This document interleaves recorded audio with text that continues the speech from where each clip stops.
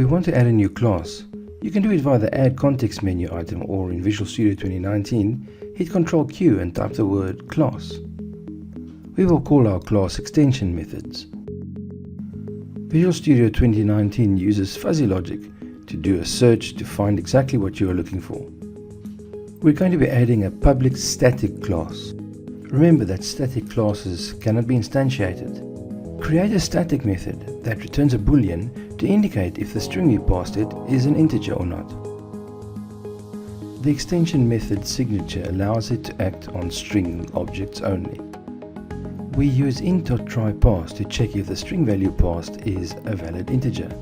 Note the use of the discards here. Discards are temporary dummy variables that are used in application code.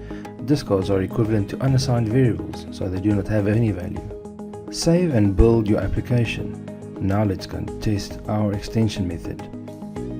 To test our extension method, we're going to create a string variable to hold the string value 15. Then we're going to create the extension method on the variable s value.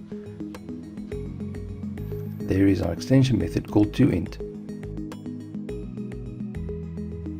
Next we add some fluff to output to the console window if we are working with a valid integer or not.